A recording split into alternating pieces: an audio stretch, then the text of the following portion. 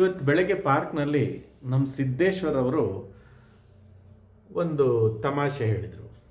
ತಮಾಷೆ ಅಂತ ಬರೀ ತಮಾಷೆ ಅಂದ್ಕೊಳ್ಬಾರ್ದು. ಅದರಲ್ಲಿ ಒಬ್ಬ ಹುಡುಗ ಏನು ಮಾಡ್ತಾ ಇದ್ದ ಅಂದರೆ, ಪ್ರತಿ ಸಲವೂ ಪ್ರತಿ ವಿಷಯದಲ್ಲೂ ಕ್ರಿಕೆಟ್ ಸೇರಿಸ್ಕೊಂಡೇ ಮಾತಾಡ್ತಾ ಇದ್ದ. ಯಾವ ಮಾತಾಡಿದ್ರು ಕ್ರಿಕೆಟ್ ಸೇರಿಸ್ತಾ ಇದ್ದ. ಕ್ರಿಕೆಟ್ ಬಿಟ್ಟರೆ ಬೇರೆ ಮಾತಾಡ್ತಿರ್ಲಿಲ್ಲ. ಅದಕ್ಕೆ ಅವನನ್ನು ಬದಲಾವಣೆ ಮಾಡಬೇಕು ಅಂತ ಅವನನ್ನು ಒಬ್ಬರ ಹತ್ರ ಕರ್ಕೊಂಡೋದ್ರು.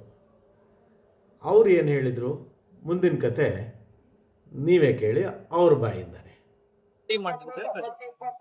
ಅವನಿಗೆ ಕರೆದು ಹೇಳ್ಬೇಕು, ನೀನು ಆಕಳ ಬಗ್ಗೆ ನಿಬಂಧ ಬರೀಬೇಕು. ಆಕಳ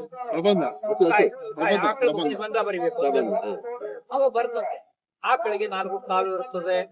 ಆಕಳು ಗೋಮಾತೆ ಅಂತ ಕರೀತಾರೆ. ನಾವು ಹಿಂದೂಗಳು ಪೂಜೆ ಮಾಡ್ತೇವೆ. ಅದರ ಹಾಲು ದೇಹದ ಆರೋಗ್ಯಕ್ಕೆ ಒಳ್ಳೆಯದು. ಆಕಳು ಬಹಳ ಸಾಧು ಪ್ರಾಣಿ. ಆಕಳು ಚೆಂದಾಗಿರ್ತದೆ, ಮುದ್ದಾಗಿರ್ತದೆ ಎಲ್ಲ ಬರ್ದು 2ನೇ ಪ್ಯಾರದಲ್ಲಿ ಏನ್ ಮಾಡ್ತಾರೆ ಅಂತ ಕೇಳಿದ್ರೆ, ಈ ಆಕಳು ನಮ್ಮ ಮನೆ ಹಿಂದಿರುವ ಮೈದಾನದಲ್ಲಿ ಮೇಯಲಿಕ್ಕೆ ಬರುತ್ತದೆ, ಹುಲ್ಲು ಮೇಯಲಿಕ್ಕೆ ಬರ್ತದೆ. ಅಲ್ಲಿ ನಮ್ಮ ಕೆಲವು ಮಿತ್ರರು ಕ್ರಿಕೆಟ್ ಆಡ್ತಾ ಇರ್ತಾರೆ. ಆ ಕ್ರಿಕೆಟ್ ಬಾಲ್ ಕೆಲವೊಮ್ಮೆ ಆಕಳಿಗೆ ತೊಂದರೆ ಆಗ್ತದೆ. ಅದರಿಂದ ಆಕಳಿಗೆ ನೋವಾಗೋದು ನಾವು ತಡ್ಕೊಳಿಕ್ ಆಗುದಿಲ್ಲ. ಕ್ರಿಕೆಟ್ ಅವ್ರು ಬಂದಾಗ ನೀವು ಸಿಕ್ಸರೇ ಯಾಕೆ ಹೊಡಿಬೇಕು? ಮೊದಲೆಲ್ಲ ಕ್ರಿಕೆಟ್ ಹೋಯ್ತು, ಮುಂದೆ ಒಂದು ಆಕಳು ಬಿಟ್ಟೋಯ್ತು. ಆವಾಗ ಅವನಿಗೆ ಅನ್ಸದು, ಈ ಮುಂದೆ ಹುಡುಗ ಉದ್ಧಾರ ಆಗೋದಿಲ್ಲ ಅಂತ ಹೇಳಿ ಅವನಿಗೆ ಎಲ್ಲಪ್ಪ ನೀನು ಆಕಳ ಬಗ್ಗೆ ಬಂದ first sentence okay, first para.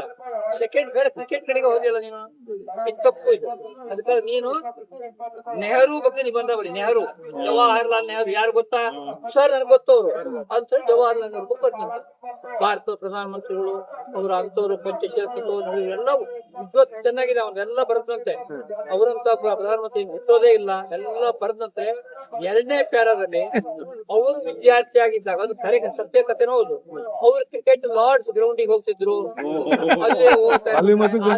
Ground ನಲ್ಲಿ ಅವರು ಕಟೌಟಿ ನವಾಬ ಸಿಕ್ಸರ್ ಹೊಡೆದು ಆ ಎಡಾಬೆ ತ್ರಾಣಿದ ಗಂಟೆ ಗಡಿಯಾರ ಮುರಿದೋಗಿತ್ತಂತೆ ಮುಳ್ಳು. ಅದ್ರ ಬಗ್ಗೆ ಬರ್ದು ಆ ಕ್ರಿಕೆಟ್ ರಂಜಿತ್ ಬರ್ಬಿಟ್ಟಂತೆ. ಅದೇ ನೆಹರು ಹೋಗ್ಬಿಟ್ಟ, ಕಟೌಟಿ ನವಾಬ ಕ್ರಿಕೆಟ್ ಹೋಗ್ತಾ ಹೋದಂತೆ. ಅವನಂದ್ರೆ, ಮಗನೇ ನೀನ್ ಉದ್ದಾರ ಆಗುತ್ತಿಲ್ಲ.